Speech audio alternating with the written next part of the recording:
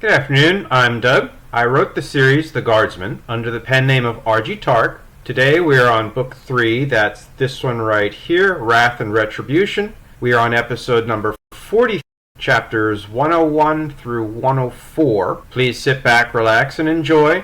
If you like the book, you can check out down in the bottom, it should be in the description. And then the like, subscribe, and comments are always wonderful to hear from. Please sit back and enjoy. The Guardsman, Book 3, Wrath and Retribution, Episode 43, Chapters 101 through 104. Chapter 101. Their class of 21 was divided into 2 squads, 1 squad of 10 and 1 of 11. The Hegemony Recon Qualification Program's Orbital Drop and Land Nav Graduation Test was a pass-fail test for recon graduation. Jonah's squad of 10 spent a 2.5-week-long trip aboard a stealth ship being briefed about the rules, but given nothing relating to details about where they were going. They were kept totally in the dark about location. Because of the stealth fields while in the system, they could not even see out of the ship, so they were literally in the dark, and could not see out of any of the few windows. It was like being locked in a closet for a few weeks before being dropped into some strange world, which was literally what they were about to do. Instead of stressing out about it, Jonas just remembered that there were lots of guys before him who had graduated, so he would just do the best he could and take it as it came. Somehow, his sadistic instructors still found ways to do intensive physical training just to smoke his whole squad in the confines of the tiny scout ship. By the time they were done burning his muscles to pain-packed jelly, his instructors apparently decided it was time to start the briefings. Then his squad was smoked again until their arms and legs shook and sweat poured from the recon candidates. Not to mention, they were kept awake for 20 hours a day, memorizing various drills in everything from first aid to weapon safety. By the time he was done, they had not run him more than 10 steps, but he felt like his body and brain were jelly to the point where he was droning through things half asleep, wondering if he was remembering anything at all. During the flight, they were briefed on squad movement and infiltration into recon positions on a foothill in the Arctic tundra below a giant mountain. They were ordered, with no equivocation or hesitation, to memorize the map to the point where they could draw it from memory. The only definitive hint they were given was that it was a map section from the northern latitude of the target planet. They were then told to prep their Arctic gear, along with a minimum of a week's rations. They were given instructions that they were entering a simulated hostile world, and to only trigger their emergency beacons in the event of a life-threatening emergency. The draconian warning associated with triggering the beacon was that in doing so, even for a medical emergency, it constituted at minimum failure of the course, resulting in the candidate recycling through the 90-day Recon Drop Training Section 1. If activation of the beacon was deemed a non-emergency, the candidate would suffer removal from the program, requiring reapplication to the training. All their instructions, however, left a lot of odd leeway to packing their bags, and that was very strange after being micromanaged by every progressively more challenging training he had been to since joining the ground forces. They were told by the briefing non-commissioned officers to infiltrate and report on enemy activity on the objective and to memorize the entire area map again. They told them that twice. Jonas knew he was not the sharpest guy. After all, he had volunteered for this horseshit in the first place. But he still thought that was weird. He had also noticed that every time he thought it was weird, it was because the instructors were getting cute with training. That put him on his guard and motivated him to work extra hard in his preparation. They are told again and again that the simulated enemy patrols would be searching for them and capture constituted failure of the course and recycle or dismissal, so that was important too. The repeated warnings had him very wary, and he carefully memorized every inch of the map. He spent so much time studying that he could focus on it in detail and draw it in total or in smaller sections. Since they were given the liberty to pack their own mission packs, he deliberately packed 3 weeks' worth of rations and extra water purification tablets. He also packed one of the lighter weight mid-range Gauss with simulator rounds. He would be in the tundra. He assumed he would be able to see far since there were no trees and it would be all flat and snowy.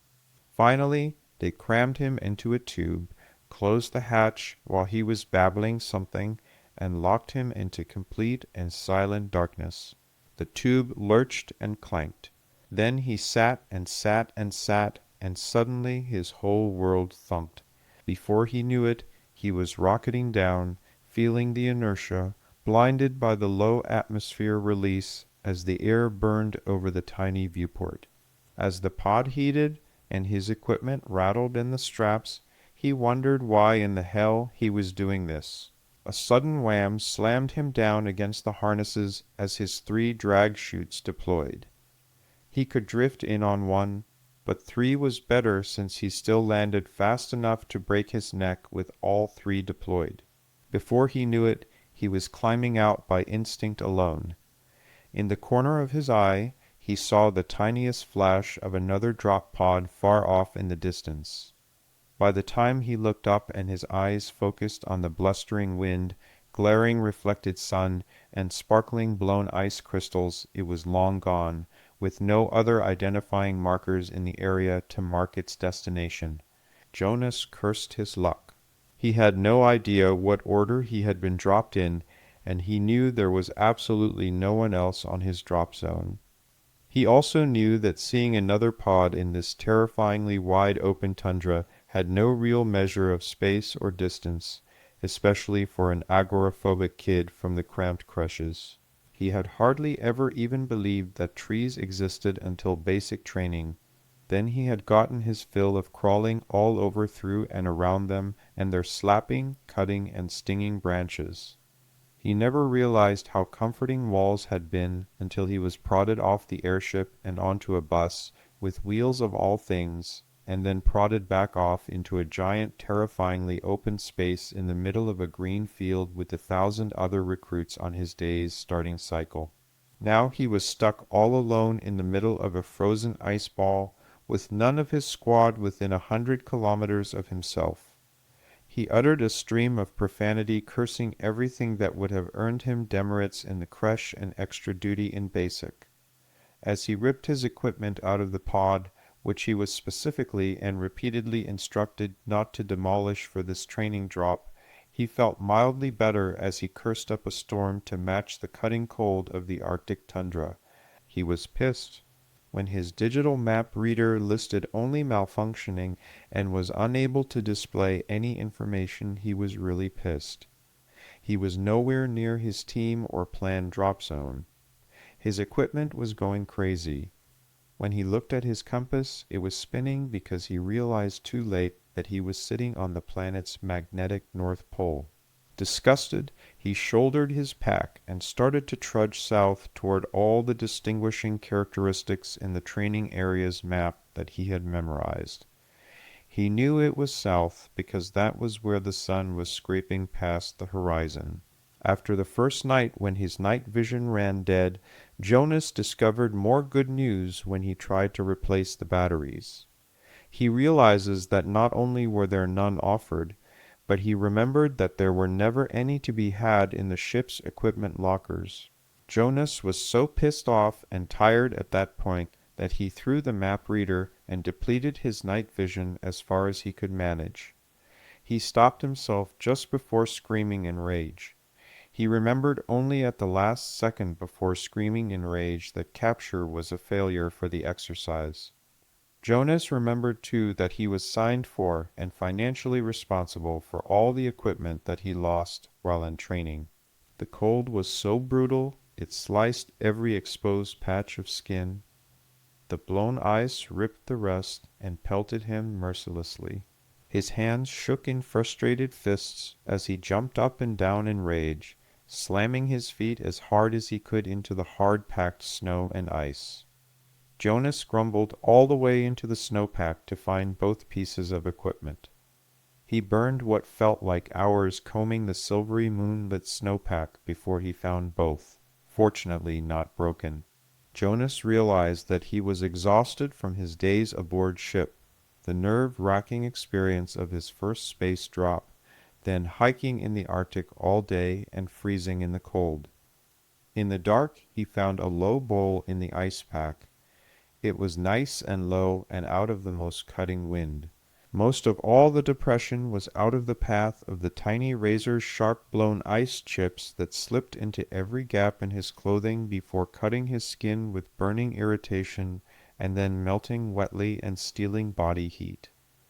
Jonas decided to settle in for the night and took the time to repack his bag. He carefully recounted and inventoried everything.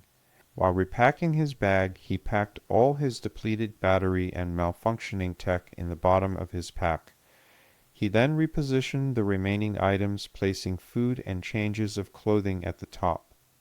Jonas carefully cinched the pack closed and set it off to the side in the area of the depression closest to the wind where the cold and ice chips didn't seem as bad. He also policed the area to ensure he had not missed anything in the failing light. Jonas used his entrenching tool to dig a hollow into the wind-sheltered side of the depression's ice-packed snow. He finally finished digging in the light of the moon when it was fully dark and refused to grumble when he stuffed his winter sleeping bag into the hole feet first. Jonas celebrated his small victory over the elements, in particular the wind-blown ice, with a simple ritual he could enjoy at greater leisure than he had ever had before in his entire life. Jonas finished and celebrated by warming and eating a ration while lying on his winter sleeping bag with his pack pulled over the entrance of his tomb-like sleeping position. He used a little light to see, and the lack of wind allowed him to warm his little cave quickly. For the first time in memory, Jonas actually ate a meal with neither company nor someone else's schedule hounding him to shovel food into his mouth faster. The absolute solitude was still a little unnerving, but Jonas felt like he was king of the world as he took the most lethargic bites of food he had ever imagined. That little act of rebellion against the structure of his life, from creche school to basic training and advanced infantry training through his recon training, felt grand. When he finished, Jonas carefully made sure he stowed his trash and changed his socks for dry ones before replacing his boots. They told him in winter training classes that he should sleep with his boots off, or at a minimum change his socks. He figured the latter was sufficient since he might have to run any time and searching for boots in the dark was terribly irritating. He had learned that little nugget in basic training when someone had done something stupid by smuggling a comm unit into the training and gotten caught when it rang during training. Their instructors had run them deep into the night and then turned the power off to their barracks. The power stayed off for days and the runs into the night didn't stop. Nor did the instructors stop tossing their barracks inside out every day looking for contraband while his platoon was out training. They got pretty good at reassembling their stuff in the dark. The only stuff they didn't have to reassemble was what they were wearing that day. That was still a lesson he chose to avoid in the middle of the ice pack. Jonas decided he could not just go to sleep, though. He was just too curious about where he was. When he was slightly warmed and moderately rested, Jonas pulled himself back outside his hole and realized just how nice the trapped body heat in his little cave really was when the first blast of frigid air slammed into his face. He used his boot heel to kick out a tiny seat next to his cave, so he was out of the worst wind. He sat there for only 45 minutes, and he clocked and logged the star positions in 3 15-minute intervals. It was extremely comforting that the moon looked exactly the same as it did during all of his basic training nights, while they ran around in the dark because Comboy could not leave his mommy and smuggled a comm unit into training. He confirmed that he is indeed still on his home world, but on a very northern latitude. Their system's twin North Stars were holding true and constant, even though they looked like they were directly and freakishly overhead. Jonas remembered the map in detail and knew that he would have to travel south regardless of the objective's relative position. To the east of the mountain were low rolling ridges of crumpled ice. He could follow that west before climbing the sharpened spines to the base of the mountain.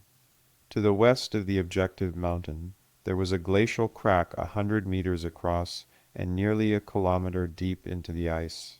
That rip in the ice pack ran to within a few kilometers of the objective with a more or less straight line.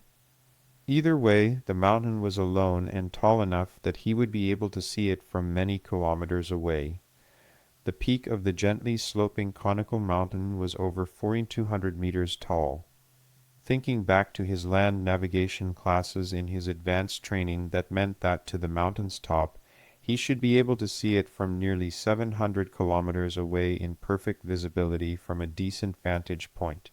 If it was not for the wind-blown snow, he might be able to see something. The wind and obscuring snow particles never seemed to let up, so that was not an option with the low haze of white along the surface. That meant he would either have to navigate by the stars across unknown broken Arctic terrain at night or wait until morning, hike south a little way, climb the first rise he saw, and use his binoculars to look for the peak while he stood above the ice skittering along the surface. He scrubbed the idea of wandering around in the ice pack at night and opted to travel in daylight.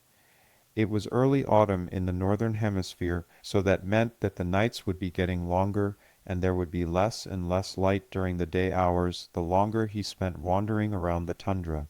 He had never been here. Hell, until a few months ago he'd never seen actual dirt, let alone grass and trees, but now he was in the Arctic. The classes told him that the sun would appear to rise later and would graze along the southern horizon and set faster. He estimated as a wild guess that after only about 8 hours of reduced light, it would set faster than he was used to from his time in basic and advanced training. His issued timepiece automatically set to time zones according to the universal navigation satellites installed on every world the Terraforming Commission ever produced. The last thing Jonas did was he set his own wake-up time for the first time in his life, and he called it a night. He settled in and was asleep before he closed his eyes. Jonas navigated south for 3 days before finding a ridge line that was tall enough to stand above the whipping ice chips. He was lucky that the wind died down enough that the blown snow settled a little, so it didn't cut him to the bone standing on that exposed crest. He looked around and suddenly had a lot more visibility than the normal kilometer or two. With his vantage point and added visibility while using the binoculars, he found the mountain in the distance easily. He remembered his brief lecture about using binos over the snow and how it magnified all the light, including the extra reflected light from the snowpack, and could blind him, so he put them away. Jonas hiked directly to the mountain, which was probably 150 kilometers away at minimum, but he could see it the whole time now that he knew where to look. That peak became a fixed point on the horizon that was always there, the white peaks mostly shrouded in white icy haze, but there. 5 days later, and a little over a week into the foot march, Jonas avoided his first enemy patrol. Jonas trudged through the biting cold and continued to the objective, only to stumble onto another classmate only 2 days out from the base of the mountain. The weather was so miserable, and they were both so fixated on their goal, that they were less than 50 meters away from each other in the blinding, cutting blown ice of that morning when they finally startled each other. After a brief tension before they recognized each other, they exchanged greetings and asked about the rest of their squad. Jonas figured it was just his luck that neither had seen any other classmates, but they decided to move on to the objective together. Together they bypassed a second patrol. 2 days later, just after noon, they reached the base of the mountain and a simulated mining town that was their objective. Using the hand signals they'd been taught, they quickly broke into their trained recon patterns, and they reconned opposite sides of the objective, taking notes along the way. At the same time they saw each other on the far side of the mining town, his classmate pointed at the base of the mountain with the hegemony military flag flying over a base camp that had been obscured by a tall mining structure in his section of the town. A loudspeaker in the town instructs them. End of exercise, candidates. Report to base camp under military colors. They both shrugged at each other at the anticlimactic end of their exercise. The slog up the slope felt like an eternity in the cold, but was over in the blink of an eye compared to the last almost 2 weeks of freezing. 2 of their classmates were sitting off to the side on outdoor benches. Once at the top of their climb, they walked directly at their classmates until the overhead speakers broke through the wind again. This time they are directed to the other side of the holding area. Confused, they nonetheless obeyed the instructions. While they were climbing to sit outside behind the windscreen on the benches, 2 observation drones landed behind them with the 2 other drones already there, the ones that they had not noticed before. They sat outside all day and finally got to go inside and warm up in the evenings, but had to sit outside waiting for their classmates during the day. It was 5 days later that 3 of their classmates arrived separately and joined them.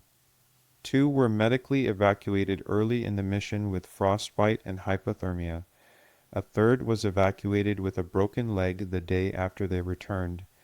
The medical failures were all 3 already packed in medical stasis tubes the frostbites before, and the broken leg were flown in after Jonas and his buddy arrived.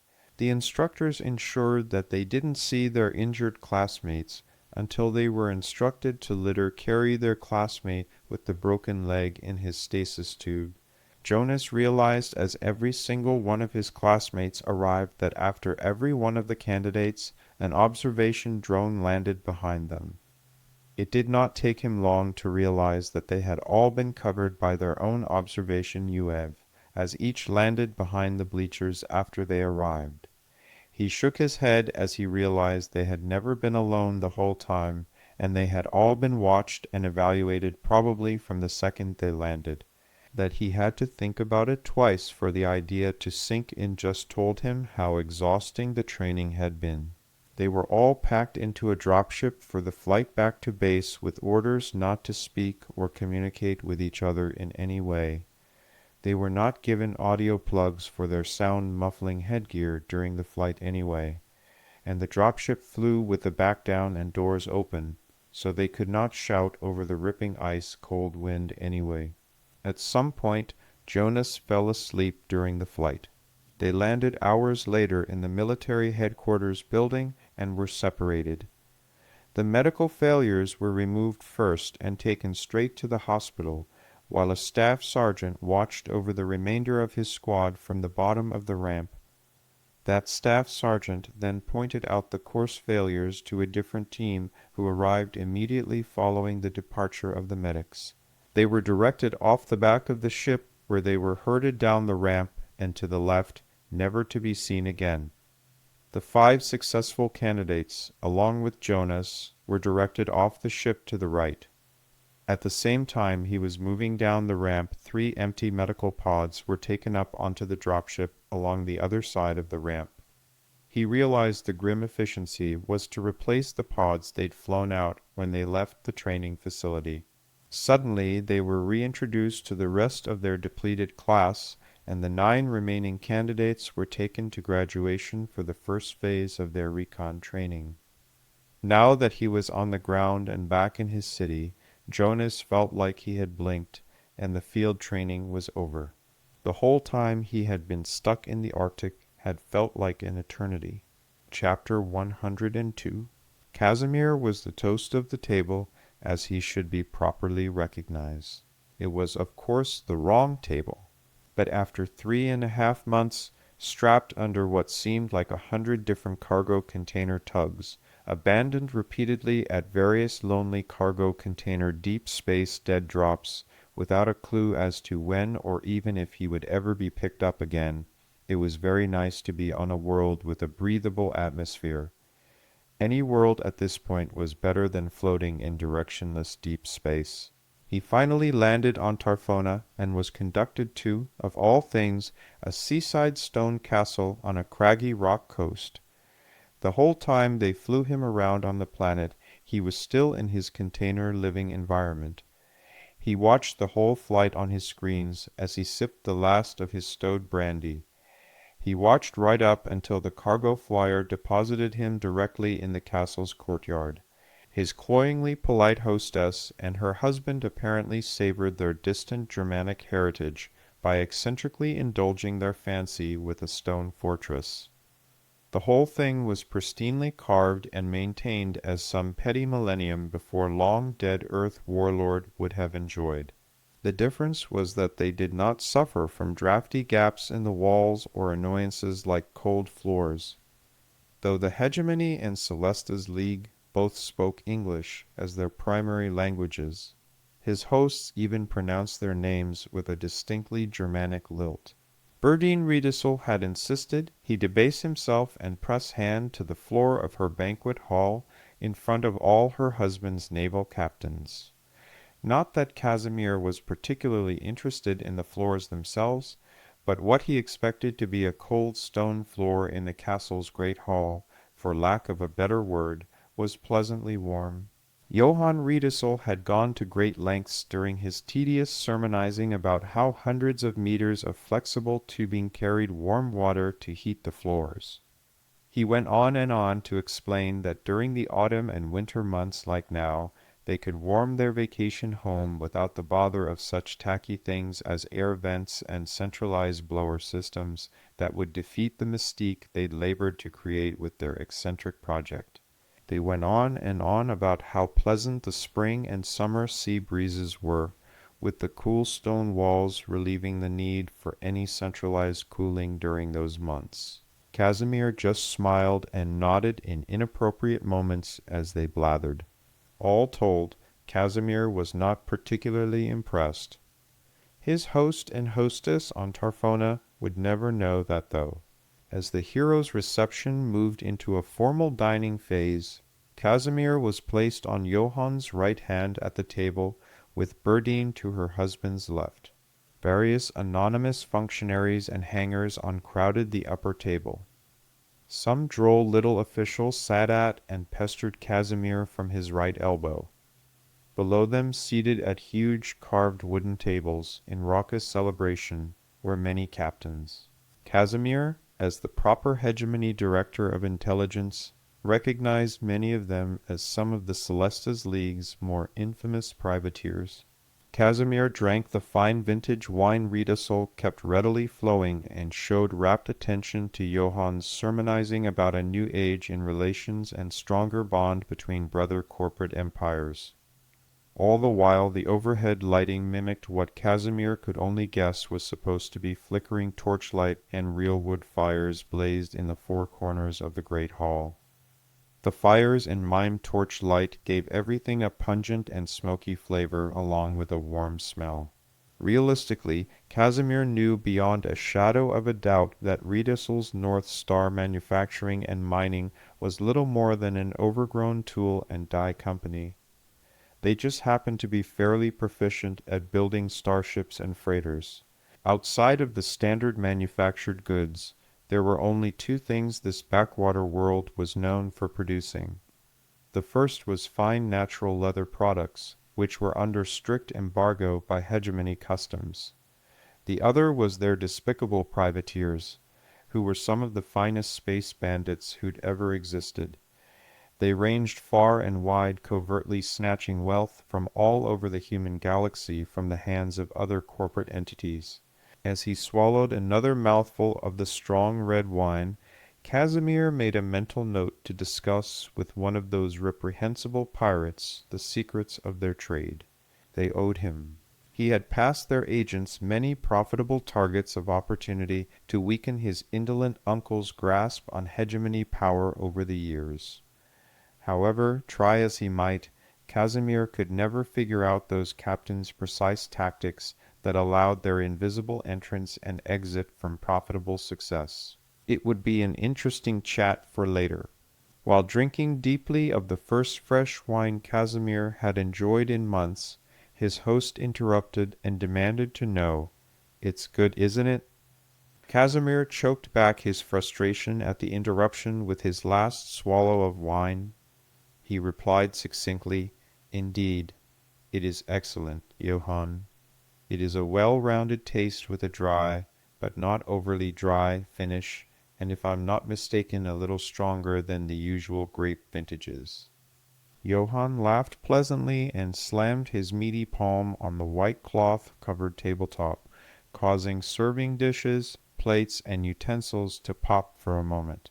He blurted with friendly cheer, "You are a fine judge of the culinary arts, my friend. You are correct. This is a local vintage from a winery not 50 kilometers south of here, just down the coast. We export the swill wines and keep the premier work to ourselves. This is a special lightly distilled wine that they make especially at my request. No point sharing our jewel vintage with the rest of the galaxy. They wouldn't appreciate its fine crafted nature."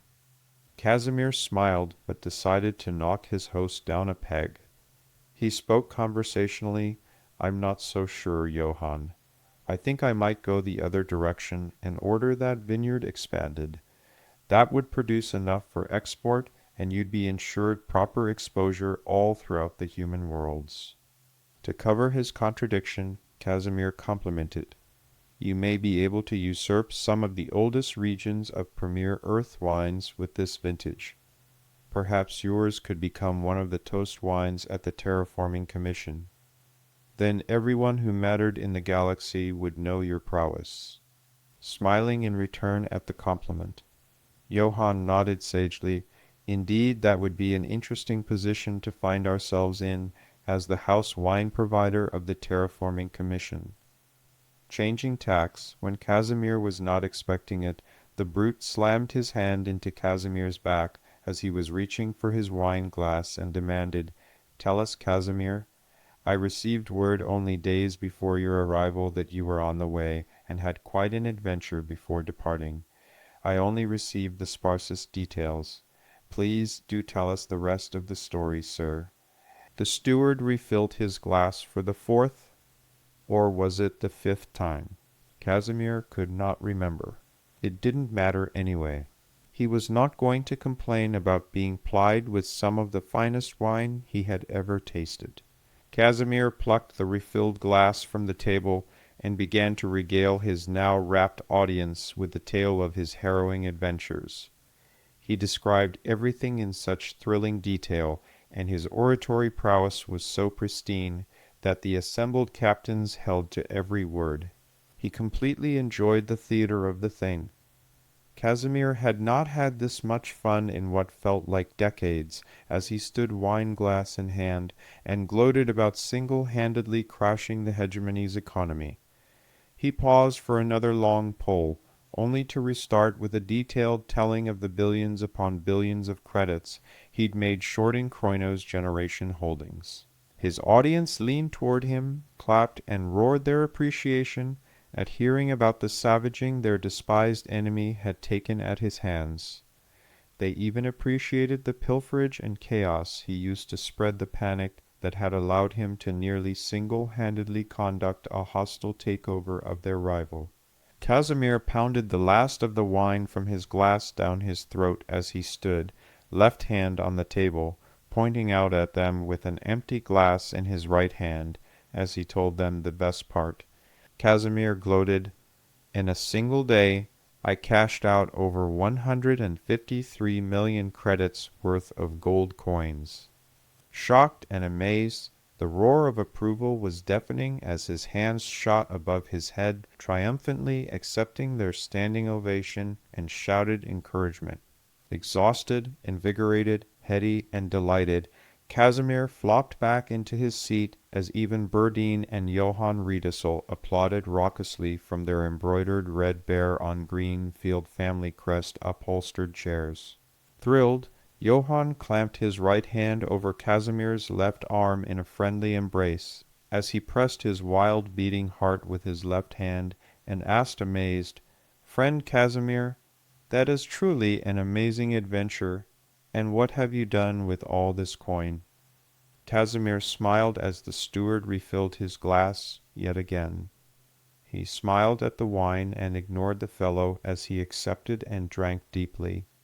He gloated, "I have over 900 pounds of gold stashed in my residence container." Riedesel clapped his arm twice with his right hand. Casimir replaced his wine on the table and blotted his mouth with his napkin, concealing his disgust at the unwanted touch. Johann Riedesel nodded once over his shoulder between them. Casimir saw the ceiling and the hard eyes of a guard looking down on him from above and behind his chair, as his neck blossomed in searing hot pain. He felt the guard's fingers release his hair, and the front of his finery leached into a hot sticky wet. Casimir saw blossoms of red hemorrhage across the white tablecloth. Casimir pawed at his neck, feeling deep painful flaps of skin where there should be none, as his vision dimmed. His arms and fingers went numb, as with each pulse of his heart he felt a hot wet surge down his front, and saw the red splash atop the table. He could not stand with the guard's powerful hand holding him down in place. It felt like he was wetting himself from too much drink. But instead of his pants, his whole body started feeling wet at the collar of his shirt. Casimir watched with straining eyes in helpless indignity as his assassin wiped the blood from his murderous knife blade on Casimir's own expensive shirt-sleeve, staining his garment shoulder red with smears of blood to match his chest and the tablecloth. He could not turn his head. It just would not obey, but he could turn his eyes as he lost more and more strength. He felt a throbbing white at the sides of his vision. His feet shuffled uselessly, unable to gain purchase to stand. His eyes quested for answers as his brain slowed and became more and more confused. He kept feeling surges of hot and wetness, but his brain was in denial that it was his own blood spurting from his body. It was like being drunk, and then it was like suffocating, but at the same time. The captains who had once been his audience still laughed, cheered, and pointed. But now they were laughing and pointing at him, not with him and his story. Casimir's fingers found the arms of his chair and pressed. He found the restraining hand was gone from his shoulder. He lurched forward, but his legs would not stand or move or obey. His head thumped to the table with a hollow wooden sound that jumped and jostled the assembled utensils before his fading eyes. Some part of his brain wondered when the steward had cleared his plate, since he had not felt it crack under him as he fell. He was looking directly at his host with his face pressed to the table and looking left. Johann Riedesel watched him, smiling down. Riedesel stayed focused on him, smiling, like Casimir's story had not ended and he was still telling the glorious tale. "That bitch," Burdine huffed angrily. "Damn it, Johann, why couldn't you wait a little longer? This was my favorite cloth." Johann's mocking, smiling eyes left Casimir, and the bastard turned his back on him. Casimir struggled to speak or breathe protest, but neither would come. All he could do was move his eyes, but the edges of his vision were fading to white to the very center of his vision. Everything was graying over. He did not even feel the warm pulses anymore. Riedesel quipped dismissively, "Don't worry, dear. I'll buy you a new one with one of the coins this fool so kindly brought to us." His wife huffed in protest. "Damn it, Johann, that's not the point." She paused, looking Casimir straight in the eyes, past her husband, and clucked, "What a reprehensible, traitorous little piece of trash. I'm glad at least that I must no longer humor him at my table. I suppose that's a small recompense for you ruining my tablecloth." Ignoring his wife, the deceitful pirate Riedesel stood, only leaving Casimir a view of his hip and side. He shouted, "Captains, we have a prize to claim in my courtyard." The roar shook the table under Casimir's ear. He felt his left index finger twitch uncontrollably as it hung loose under the table. Riedisel hooted, "Captain's shares for everyone." There was more thunderous shouting from the tables. The last thing Casimir heard in a conversational voice over his head was Riedisel blandly instructing past a dismissively waved hand, "Wait and wrap that piece of trash. Then toss it over the wall into the sea." Casimir could not believe this was happening, even as his vision faded to black. Chapter 103. Jonas reflected on the last 3 months of his advanced recon training. He obviously finished his qualification tests and passed the basic recon training when they didn't dismiss him after the Arctic drop. After that, he was off to the innocuously named Advanced Recon Training course. But that advanced course had been a nebulous idea he had always been too busy to think about. Everything he read about it was written in generic descriptions that really told him nothing until the day he arrived. After he arrived, it had become a physical and mentally taxing hell he never imagined. It had taken another 3 months of advanced recon training in the military HQ building, all after his basic recon training, to complete his training. That advanced training had covered everything from languages to field medicine to advanced weapons and tactics. It was basically 18 hours a day of physical training for hours on end in the morning, followed by ceaseless classes and then brain-wrecking homework. All that mental work was deliberately ordered by his trainers, while he was exhausted from the workouts. The workouts sadistically ranged from running 100 stories and then a lap back down other stairwells to monkey climbing the I-beams in the lower levels to the ceiling joists where they did pull-ups and other insanity like upside-down crunches many meters above the floor. And with Jonas being the lowest ranking guy in the class, he took everyone's crap throughout the day. He reflected on the homework part and wanted to tear his eyes out at that.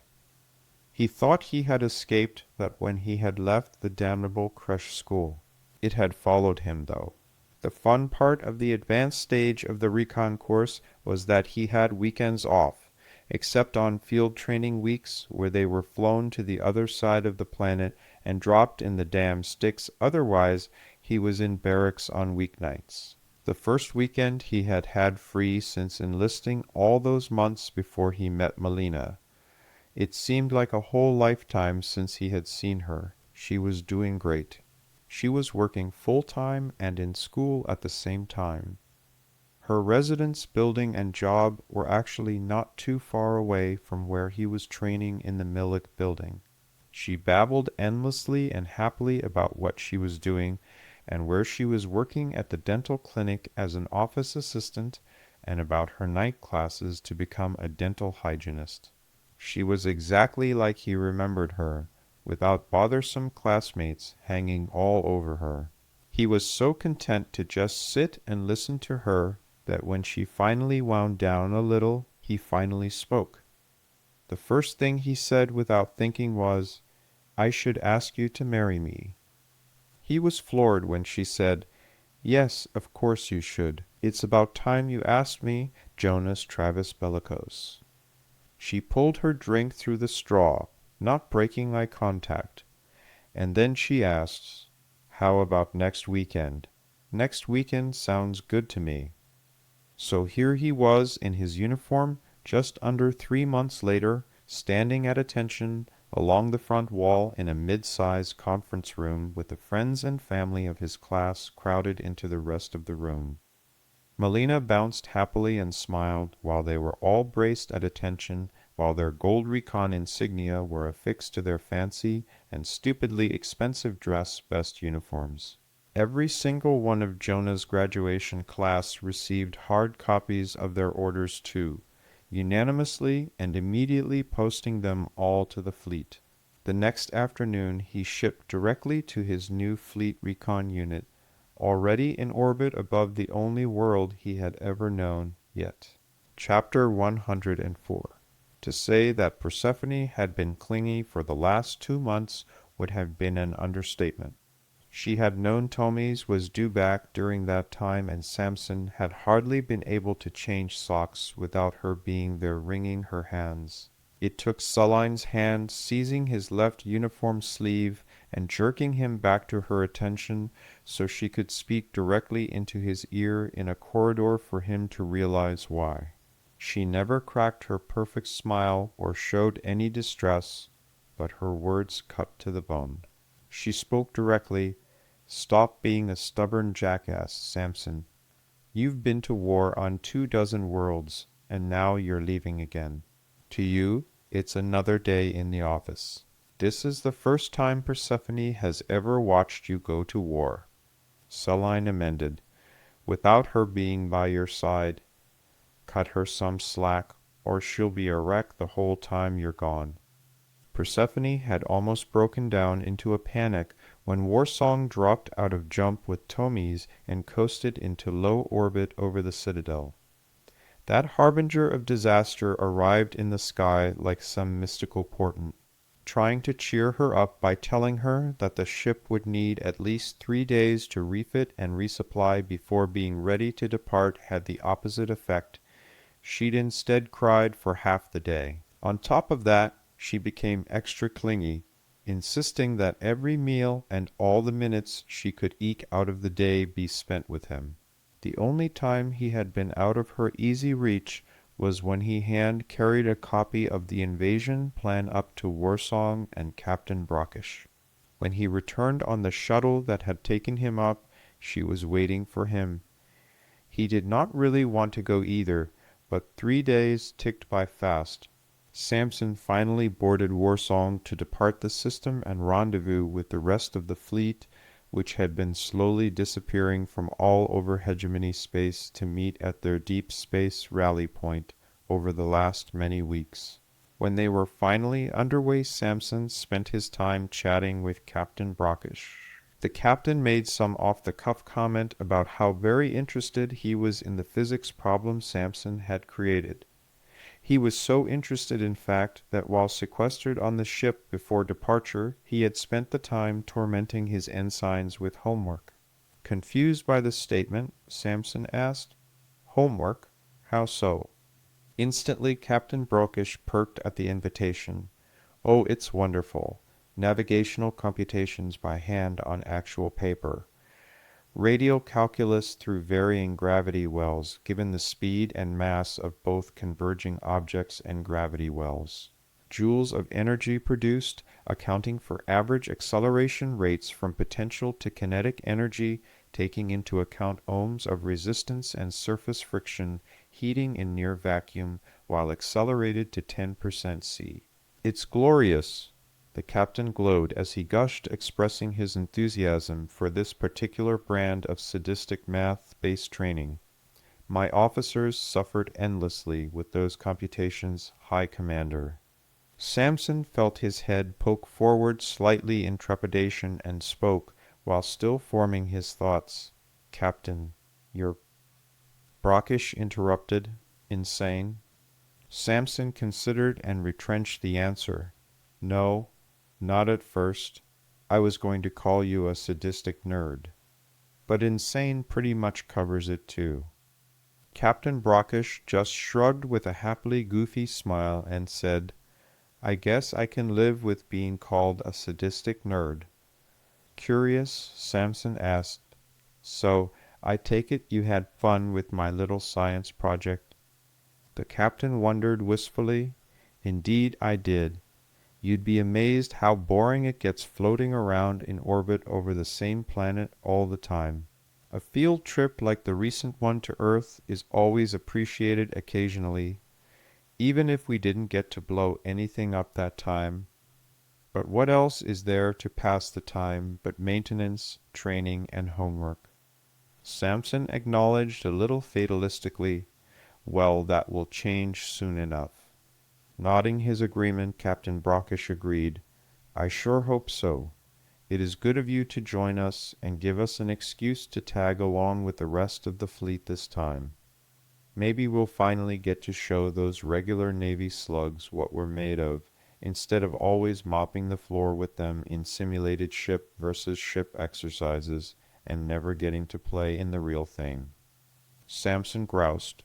Hopefully we will find things smoothly in hand and a very unfair fight that is already well in our favor when our fleets arrive. I don't like fair fights, Captain. I like to win. Captain Brockish was entirely too frisky on the subject for Samson's comfort.